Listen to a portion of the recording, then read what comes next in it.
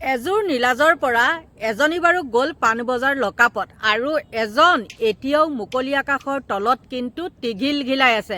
নমস্কাৰ বন্ধু বান্ধৱীসকল, নতুন এটা ভিডিঅ'লৈ আপোনালোকক আটাইকে স্বাগতম জনাইছোঁ আৰু চিধাই মই কওঁ আপোনালোকে নিশ্চয় গম পাইছে মই কাৰ কথা ক'বলৈ লৈছোঁ। আৰু এতিয়াও কিন্তু ক্ষান্ত হোৱা নাই এই খাকী মালিকটো। এই খাকী মালিক বুলি কোৱাৰ লগে লগে আপোনালোকে নিশ্চয় গম পাইছে কীটাণুৰ কথাকে মই ক'বলৈ লৈছোঁ। আৰু এই কীটাণুটোৱে জুবিন গাৰ্গ যেতিয়াৰ পৰা ঢুকাইছিলে তেতিয়াৰ পৰাই তেওঁ কিছুমান এনেকুৱাই মানে সহিব নোৱাৰা কিছুমান ফেচবুকত ভৰাই ভৰাই লিখনি দিছিলে।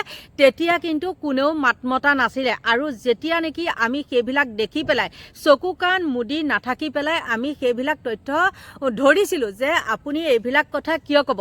কোনো ভাল মানুহে মৰাৰ পিছত মানুহৰ লাগে যিমান বেয়া গুণ নাথাকক কিয় তেতিয়া কিন্তু সেইবিলাক প্ৰকাশ নকৰে। কিন্তু এইজনে আৰু লগতে চিকা বোলাজনীয়ে কি কৰিছিলে, বহুত বেয়া বেয়া কথাৰে মানে তেওঁলোকৰ প্ৰেছবিলাক গেলাই পেলাইছিলে।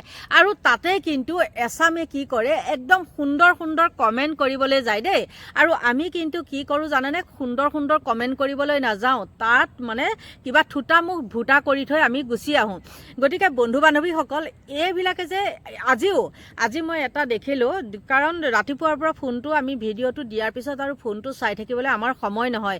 আন কামো আমাৰ থাকে নহয় জানো, ঘৰত যিহেতু মানুহ আছে আৰু বহুত কাম থাকে, কাৰণ আমি নিজৰ কামবিলাক আমি নিজেই কৰোঁ। আৰু তেতিয়া মানে কি হয়, ফটককৈ যেতিয়া ভাত পানী খাই পেলাই মানে হেৰিটো চাওঁ, মোবাইলটো চাওঁ, তেতিয়া মই এটা দেখিছোঁ, সেই নীলাজটোৱে এটা পোষ্ট দিছে। সঁচাকৈ বহুত মানে আচৰিত হ'বলগীয়া। আৰু আচৰিত হ'বলগীয়া এইটোৱে, তেওঁ কাৰ সাহসত ইমানটো দম পাইছে যে তেওঁ এইবিলাক কথা এতিয়াও আকৌ উভতি ধৰি আছে সেই জুবিন গাৰ্গৰ ভগ্নীক। আৰু তেওঁলোকে কিন্তু এতিয়াও সেই ছ'চিয়েল মিডিয়াৰ জুবিন অনুৰাগীসকলৰ বাহিৰে মানে জুবিন অনুৰাগীসকলে তেওঁৰ নামটো লৈছে, কিন্তু তেওঁলোকৰ ঘৰৰ ফালৰ পৰা কিন্তু সেই কীটাণুৰ নামটো লোৱা নাই। আৰু কীটাণুৰ নামটো লোৱা নাই বা তেওঁৰ ওপৰত এজাহাৰ দিয়া নাই কাৰণেই কিন্তু এতিয়াও তেওঁ মুকলি আকাশৰ তলত আছে। আৰু তেওঁ দম্ভালনি মাৰি কিছুমান কথা হেৰিক মানে জুবিনৰ ভগ্নীক হেৰি কৰিছে, মানে উভতি ধৰিছে।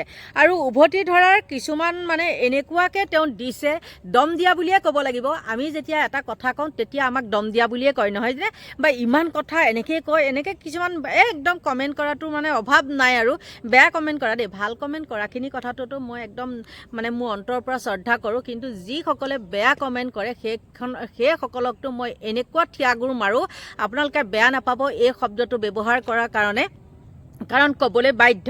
আৰু মই কওঁ শুনক, মই ক'ম বাৰু সেইখিনি কথা পিছলৈ। কিন্তু তেওঁ কি কৈছে জানেনে, কীটাণুৱে মানে জুবিন গাৰ্গৰ ভগ্নী তেওঁ কৈছে এইবাৰ উভতি ধৰিলে অতনু ভূঞাই। জুবিনৰ মৃত্যুৰ চাৰ্জশ্বীট কপি পত্নী গৰিমা গাৰ্গৰ লগত আছে, মোলৈ আঙুলি টোৱাই মন্তব্য কৰা ভগ্নীগৰাকীলৈ তেওঁ বিনয় অনুৰোধ জনাইছে, কাষলৈ গৈ পেলাই মানে চাৰ্জশ্বীটখন এবাৰ পঢ়ি চাবলৈ দিছে। মই যদিহে চাৰ্জশ্বীটক লৈ এটা শব্দও বেছিকৈ কৈছোঁ তেনেহ'লে মোক সমালোচনা কৰক, অন্যথা ৰাজহুৱা মঞ্চত বক্তব্য ৰখাৰ পূৰ্বে 10 বাৰ চিন্তা কৰক। তেওঁ ইমানখিনি সাহস ক'ত পালে বাৰু? ইমানখিনি কোৱাৰ পিছতো তেওঁ ওপৰত এজাহাৰ এখন দিব লাগিছিল নে নাই আপোনালোকে কওকচোন। আৰু এইখিনি কথাকে যদি কওঁ, মোকো মানে ভয় ভাবুকি দিয়ে, তই জেলত যাবি, আমুক যাবি। কিয়? সঁচা কথাটো কৈ পেলাই মইতো কাৰোবাৰ ব্যক্তিগত কথা খুচৰিবলৈ যোৱা নাই, গৈছোঁ নেকি? কোনোবাই কিবা কৈছে, এতিয়া মই আন কথাটো বাদেই দিওঁ, এই কীটাণুটোৰ এইখিনি লিখনি যে দিছে, কীটাণুটোৱে কাৰ আশীৰ্বাদ পাই পেলাই এইখিনি কথা ছ'চিয়েল মিডিয়াত মানে উলিয়াই আছে আপোনালোকে দেখিছেনে নাই? কিন্তু আপোনালোকে যে কমেণ্ট কৰিবলৈ আহে, আপোনালোকে নিজে দি পাইছেনে? আপোনালোকৰ পেজত দি পাইছেনে নামসহ, বোলে এইটো মানুহে এই মানুহজনীৰ বিষয়ে বা এই মৰাৰ পিছত এইখিনি কথা কিয় কৈছে? আপোনালোকে দি পাইছেনে? নাই দিয়া। যেতিয়া নেকি সকলো একদম নিউজত মানে চব ফালে ফাটি ফুটি ওলায়, তেতিয়া কি কৰে জানেনে? তেতিয়া তেওঁলোকে গৈ পেলাই এশাৰী বা দুশাৰী লিখি পেলাই মানে ভিউজৰ আশাত, লাইক কমেণ্টৰ আশাত সেইখন দিয়ে। কিন্তু আমি সেইটো কৰা নাছিলোঁ। আমাৰ চকুত যেতিয়াই পৰে তেতিয়াই আমি সেইবিলাক পটককৈ মানে চাই পেলাই ই দেখোন এইটো এনেকুৱাহে কৰিছে, গতিকে ইয়াক কিয় এৰি দিম, নহয় জানো?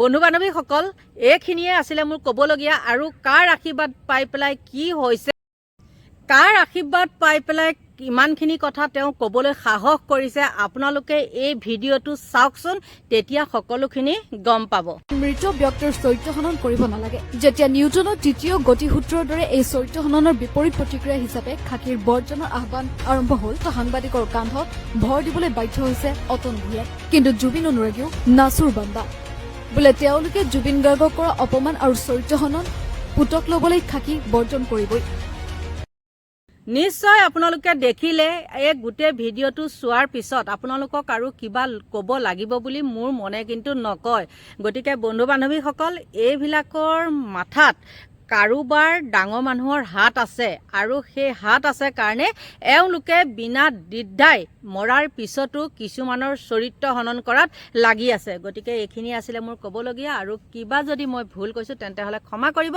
আপোনালোকৰ পৰা লৈছোঁ বিদায় বাই বাই